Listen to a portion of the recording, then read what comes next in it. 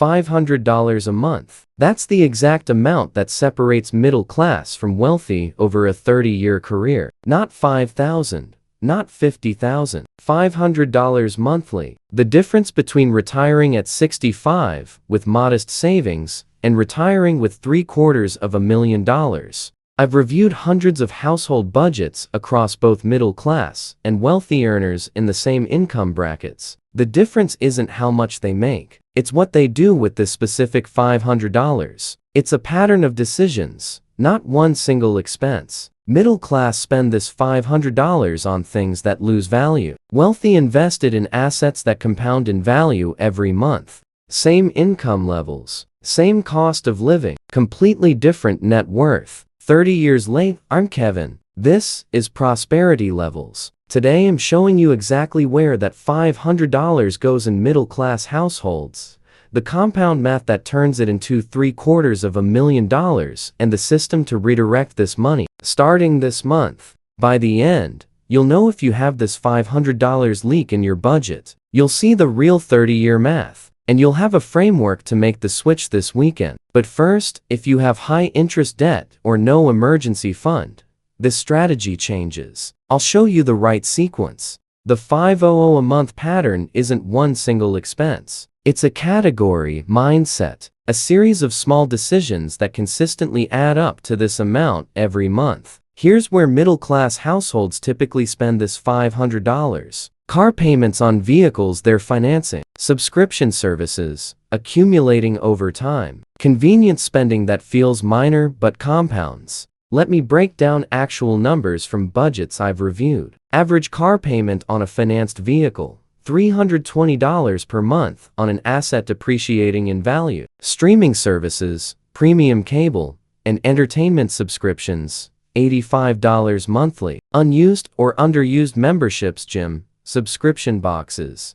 apps, $35. Daily convenience purchases, coffee shop visits, delivery fees, impulse buys, $60. Total, $500. Every one of these provides temporary satisfaction or convenience. None of them build future wealth. Now, here's where wealthy households in the same income bracket allocate that $500. Automatic brokerage account contributions, low-cost index fund purchases, retirement account contributions beyond employer match. They're earning the same income as their middle-class counterparts. They're making different decisions with the same amount of money. The middle-class question is, can I afford the monthly payment? The wealthy question is, what will this be worth in 30 years if I invested instead? That one question changes everything. A $320 car payment over 6 years totals $23,040. At the end, you own a depreciating vehicle worth maybe $12,000. You spent $23,040 to own something now worth half that. But $320 invested monthly at historical stock market returns about 8% annually for 6 years becomes $30,600. Not $23,040. Not $12,000 in depreciated car value. $30,600 that keeps compounding.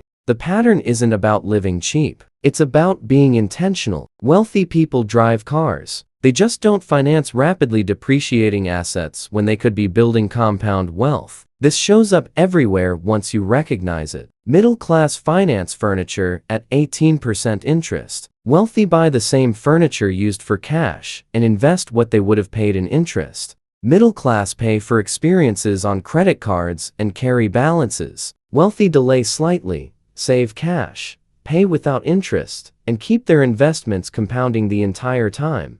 The $500 exists in nearly every middle-class budget. The question is whether it's building your net worth or disappearing into consumption that provides zero long-term value. Why is this pattern so common? Because middle class are conditioned to think in monthly payments. Wealthy are trained to think in future value and opportunity cost. Car dealerships don't ask if you can afford $28,000. They ask if you can afford $520 a month. That framing hides the real cost and the opportunity cost.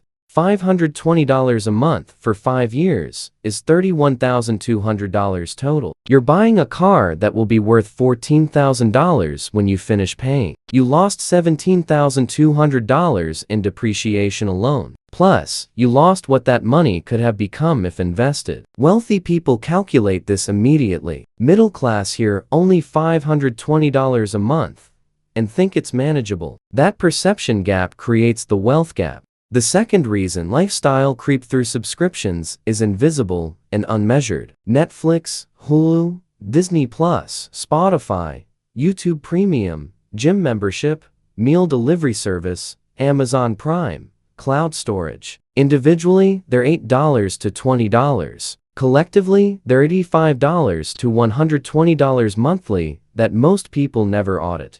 Wealthy households review subscriptions every quarter. Cancel anything providing minimal value. Redirect the savings. Middle class set them up once and forget them for years. Third reason, social pressure to display success through visible consumption. Middle class neighborhoods compete on what's visible. Newer cars, upgraded homes, vacation, social media posts. That pressure drives spending on things that don't actually build wealth. Wealthy circles compete on metrics you can't see. Investment portfolio performance, net worth milestones, path to early retirement. The competition drives behaviors that compound. You can't see someone's brokerage balance. You can see their car. So middle class optimize for the car. Wealthy optimize for the invisible balance. Fourth reason, consumer debt is normalized in middle class culture. Car loans, furniture financing, credit card balances. Everyone has them,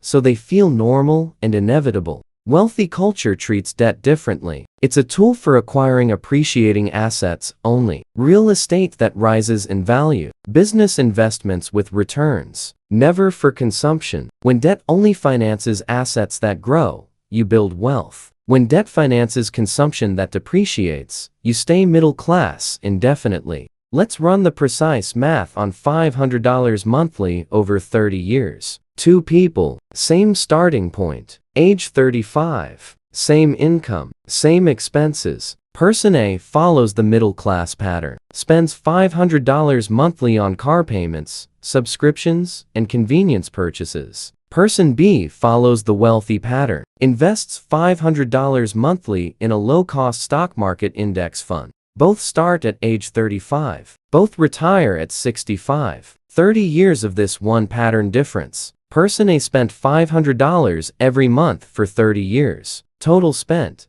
$180,000. What do they have to show for it? Years of slightly nicer cars that are now gone. Expired subscriptions. Convenience they don't remember. And a net investment value of $0. They still own their final car, which has some residual value, but that car is worth perhaps $8,000 to $10,000, against $180,000 spent over 3 decades. That's not wealth accumulation. Person B invested $500 every month for 30 years. Same $180,000 in total contributions. But here's where compound growth changes everything. I'm using 8% average annual returns. That's based on the historical performance of the S&P 500 from 1928 to 2024. Some years higher, some years lower. 8% is the long-term inflation-adjusted average. $500 per month at 8% average annual returns, compounded monthly, for 30 years equals 745,000, not $180,000. $745,000. You can verify this yourself. Any compound interest calculator. Monthly contribution, $500. Annual return, 8%. Time period, 30 years. Monthly compounding. The answer is $745,000. Let me show you how it builds. After 1 year, you've contributed $6,000. It's worth $6,500. After 10 years, you've contributed $60,000. It's grown to $92,000. After 20 years, you've contributed $120,000. It's grown to $295,000. After 30 years, you've contributed $180,000 total. and compound growth has turned it into $745,000. Person A has about $8,000 in car value. Person B has $745,000 in investment value. That's the $500 monthly pattern that separates middle class from wealthy. Same money, different choice. $750,000 difference. Now, here's what makes this accessible. You don't have to redirect the entire $500 immediately. What if you split it? $250 to quality of life, $250 to investment, $250 monthly invested for 30 years at 8% becomes $372,500. Still life-changing, still builds significant wealth, doesn't require complete lifestyle sacrifice. The point isn't deprivation, it's intentionality. Every dollar you redirect from consumption to investment buys decades of exponential compound growth. One more scenario. What if your income grows over time and you increase the investment amount by just 3% per year to match cost of living raises?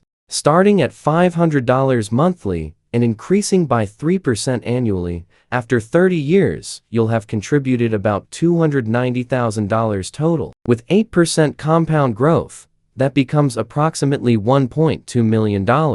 That's the difference between retiring on Social Security alone and retiring as a millionaire. Same starting income, same career length, one pattern shift. Important note, these figures are pre-tax. In a Roth IRA, you keep it all tax-free. In a traditional IRA or 401(k), you'll pay ordinary income tax in retirement. In a taxable brokerage, you'll pay capital gains tax. Account type matters. Plan accordingly. Before you redirect $500 to investing, you need to handle two things first: high interest debt and emergency savings. Sequence matters. If you're carrying credit card debt at 18% to 24% interest, pay that off before investing at 8%. The math is simple. Paying off 20% debt is a guaranteed 20% return. Investing for 8% is not guaranteed and is lower. Attack high interest debt first. Redirect that $500 to the highest interest balance until it's gone. Then move to the next. Once you're free of consumer debt above 7% to 8%, then you invest. Second,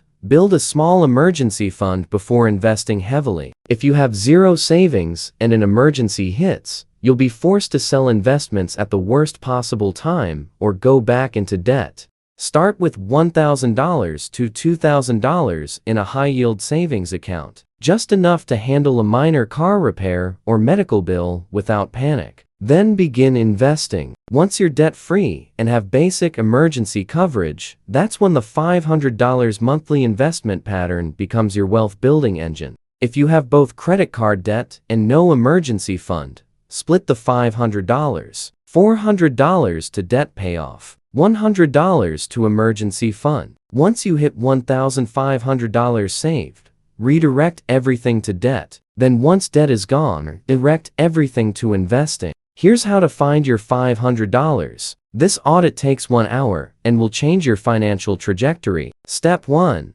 Pull 3 months of bank and credit card statements. You need actual spending data, not what you think you spend. Step 2. Categorize every recurring monthly charge: subscriptions, loan payments, financing payments, memberships, anything that auto-withdraws. Step 3. Separate consumption from investment. Consumption provides temporary value. Investment provides compounding future value. Car payment on a depreciating vehicle. Consumption. Brokerage account contribution. Investment. Streaming service you actively use. Consumption, but potentially valuable consumption. Step 4. Identify pure waste. These are charges you forgot about or services you rarely use. In every budget audit I've done, there's at least $50 to $100 monthly in pure waste. Subscriptions auto-renewed years ago. Services signed up for and forgotten. Apps charging monthly that haven't been opened in 6 months. Cancel these immediately. That $100 monthly invested over 30 years becomes $149,000. You're throwing away a retirement account on things you don't even use. Step 5. Rank remaining consumption expenses by actual value. What genuinely improves your quality of life versus what's just habit or peer pressure? Gym membership you use 4 times a week? High value. Keep it. Meal kit subscription you used twice then ignored? Cancel today. Premium streaming tier when standard works fine. Downgrade and invest the difference. Step 6.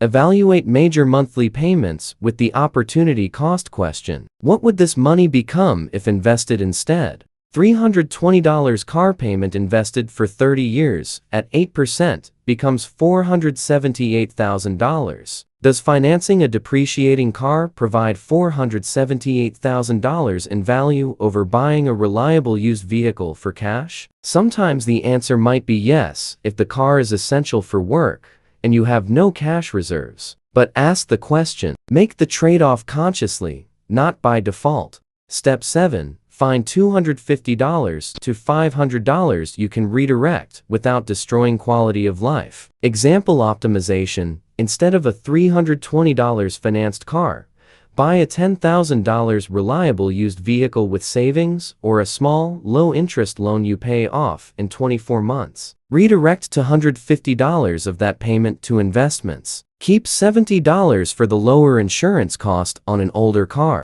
Subscriptions. Cut from $85 to $30 by keeping only the 2 services you actually use regularly. Redirect $55 to investments. Coffee and convenience. Cut from $60 to $20 by making coffee at home 5 days a week and meal prepping twice weekly instead of ordering delivery. Redirect $40 to investments. You just found $345 monthly to invest. You didn't eliminate transportation, entertainment, or food. You made smarter versions of the same choices and invested the difference. Here's the system to make this permanent. 3 steps. Simple, sustainable. Step 1.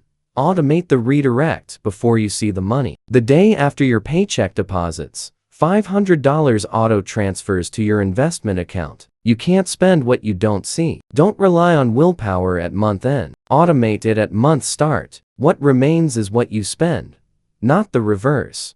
Step 2. Replace high-cost consumption with lower-cost alternatives that provide the same functional value. You're not eliminating the category. You're optimizing it. You still have transportation. You still have entertainment. You still drink coffee. You've just found cheaper ways to get the same result. Step 3. Increase contributions as income grows. Don't let lifestyle inflation consume every raise. You get a 5% raise. Split it. 2% to lifestyle improvement so you enjoy the progress. 3% to increased investment contributions so you accelerate wealth building. If you start at $500 monthly and increase by just 3% annually, you'll reach approximately $1.2 million in 30 years instead of $745,000 with flat contributions. Step 4. Audit quarterly. Every 3 months, review your spending categories. Cancel new subscriptions that crept in. Identify new optimization opportunities.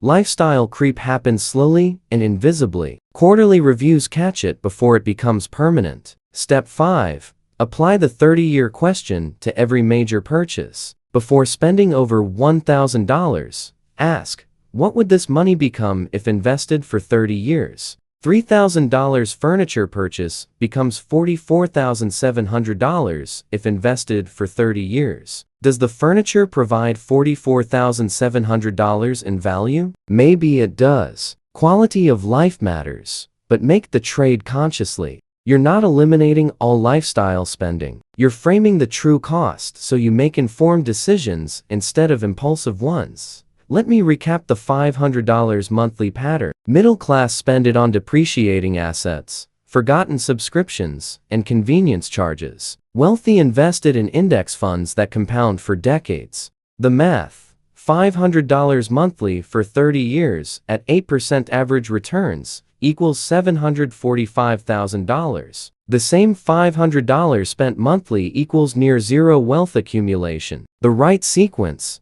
pay off high-interest debt first, build a small emergency fund, then redirect to investments. The audit. Pull 3 months of statements. Categorize consumption versus investment. Find the $50 to $500 going to things providing minimal value. Cancel pure waste. Optimize the rest. The system. Automate the redirect. Replace high-cost consumption with lower-cost alternatives. Increase contributions with raises. Review quarterly. Apply the 30-year question to major purchases. This isn't about living like you're broke while earning a good income. It's about being intentional with the difference between what you could spend and what you need to spend. Wealthy people enjoy life. They travel. They drive reliable cars. They just don't finance depreciating consumption when they could be building compound wealth instead. The gap between middle class and wealthy isn't talent or luck. It's this pattern repeated monthly for decades. $500 monthly seems manageable and small. Over 30 years at 8% compound growth,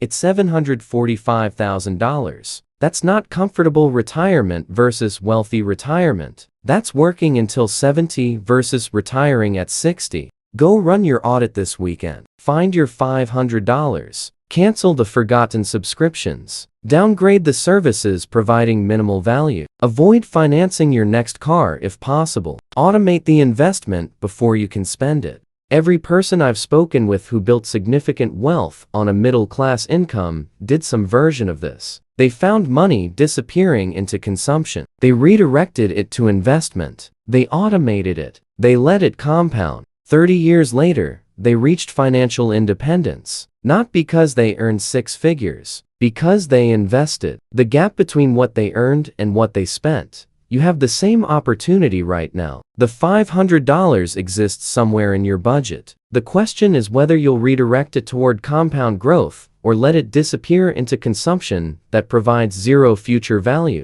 Drop a comment with what you found. How much are you spending on subscriptions you forgot about? On financed purchases you could have bought used for cash? I read every comment. I'm Kevin. This is Prosperity Levels. We find the expensive habits hiding in plain sight and show you exactly how to redirect them toward wealth. The $500 is there. Go find it. Your 65-year-old self is counting on you.